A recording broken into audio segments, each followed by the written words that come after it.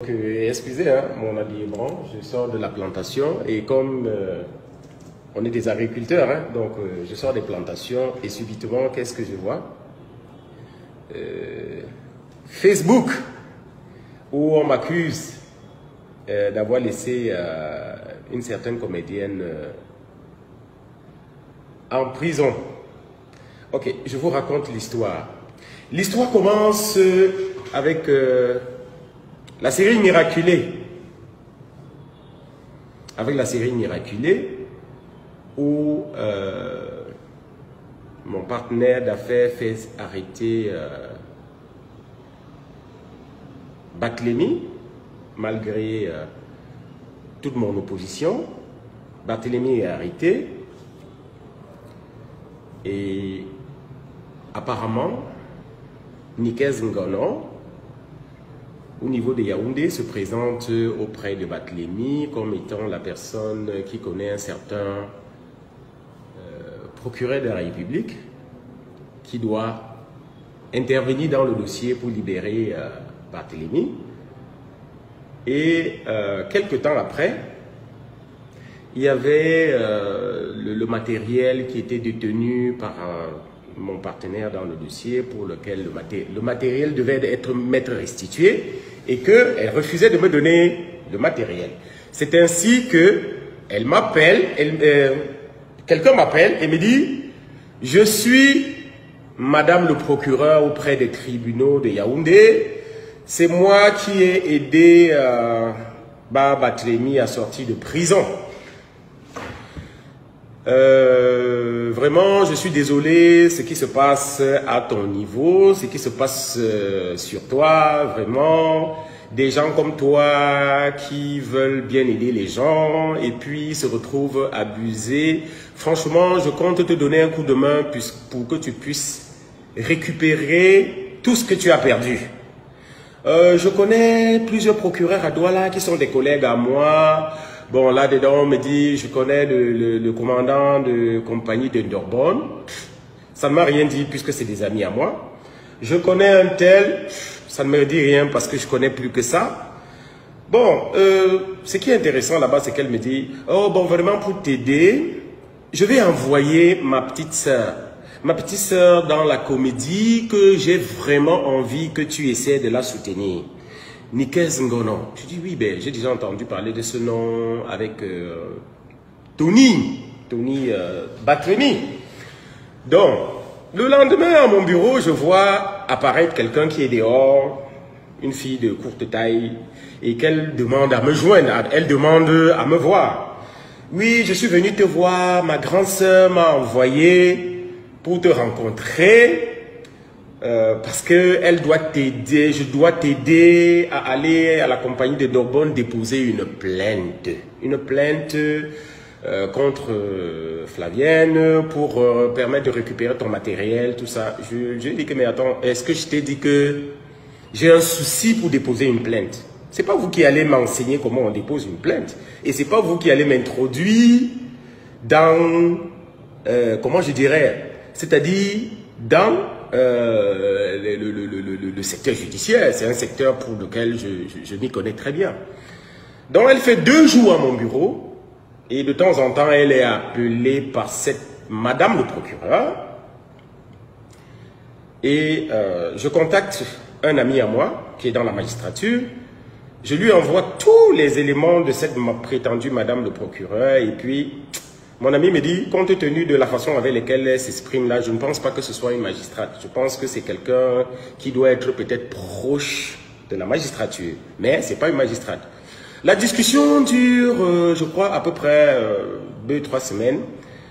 Et je n'ai jamais obtempéré à cette demande de cette madame la procureure qui voulait m'aider ou quoi que ce soit. À un certain moment, elle commence à m'envoyer les programmes du deuil. Oh, il faut me donner de l'argent parce que j'ai mon deuil. Tel jour, tu ne me soutiens pas. D'autres jours, c'est que tu ne m'envoies pas la nourriture. Pourquoi est-ce que tu ne m'envoies pas la nourriture? Bref, il y a eu plein de conneries qui se sont passées dans cet échange de cette dame qui voulait absolument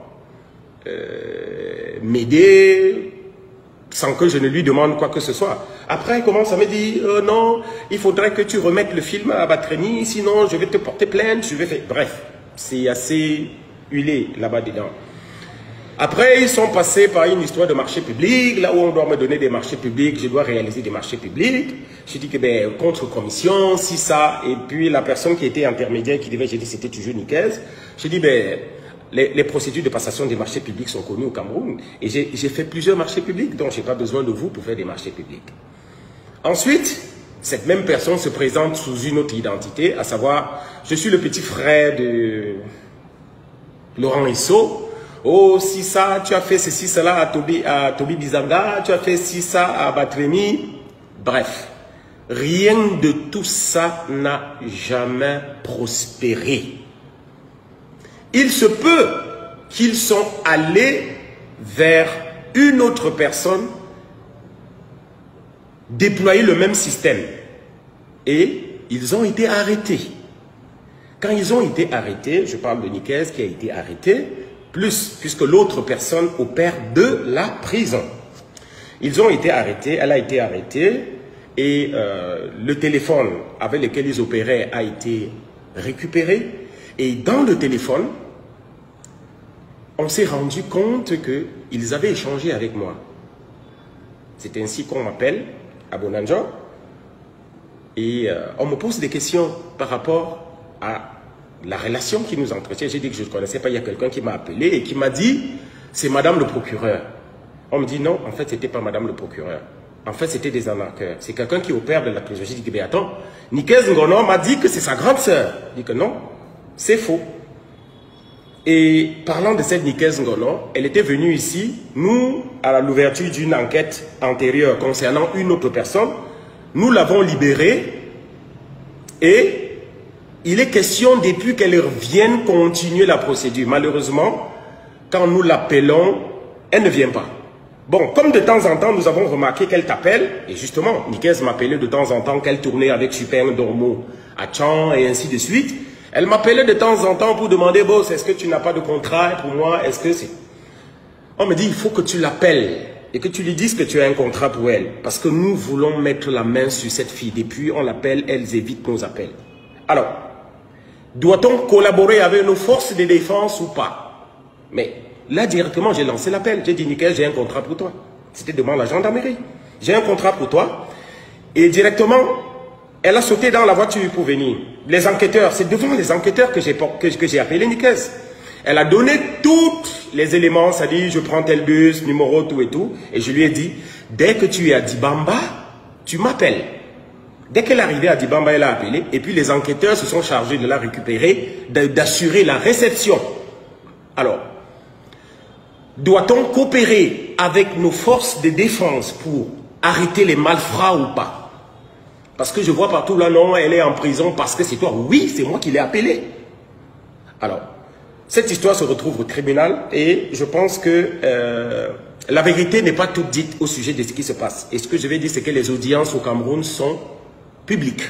Donc, chacun peut venir à l'audience publique et écouter ce qui se passe. La réalité, et avec l'expérience que j'ai, avec les nouvelles informations que j'ai, Nikez n'est pas innocente, excusez-moi. Elle n'est pas innocente dans cette histoire. Elle est une complice. Ça, je peux le dire avec tous les éléments que j'ai avec moi. Elle est complice de cette histoire. Nous devons aider nos forces de défense à traquer les malfrats. J'ai échappé à cette escroquerie, mais beaucoup de gens y ont laissé leur peau. Pendant que les gens disent on a fait ci et ça, est-ce que vous pensez à cette procureure de la République que son image a été utilisée partout pour anarquer les gens? Cette dame, je l'ai rencontrée, elle a pleuré parce qu'elle m'a dit qu'elle a risqué son mariage plusieurs fois. Je ne peux pas vous imaginer ce que toute cette femme m'a dit. Vous imaginez, vous avez votre femme, on prend son identité pour se présenter, pour aller anarquer les gens. Vous voulez qu'on laisse passer ce genre de personnes? Non.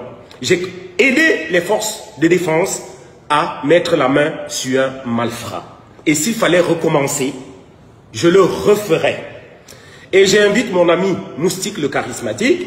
Tu aurais dû m'appeler, me poser la question de savoir ce qui se passe. Je t'aurais donné des éléments nécessaires qui m'ont permis de faciliter l'arrestation de Nikez Ngono. Et ensuite, quand Nikez Ngono a été arrêté, j'ai informé Charlotte Ngor-Magno, qui est un responsable du pôle cinéma, et elle m'a appelé de la prison pour me dire « Je ne dois pas me mêler de ces affaires, je ne dois pas en parler à quelqu'un, je dois me taire, elle doit se battre pour sortir. » Elle a aussi appelé Charlotte Ngor-Magno qui avait commencé un certain nombre de démarches pour lui dire « Charlotte Ngor-Magno, ne te mêle pas de mes affaires. » Charlotte Ngor-Magno, je pense que vous avez son numéro de téléphone. Vous pouvez l'appeler et vous pouvez lui demander. Mais ce que je vais dire, c'est que nous devons coopérer avec nos forces de défense pour arrêter les malfrats. Et c'est ce que j'ai fait et je ne regrette pas. Et je dis encore une fois de plus, bravo à nos forces de défense. Merci beaucoup. Bonne soirée à tout le monde.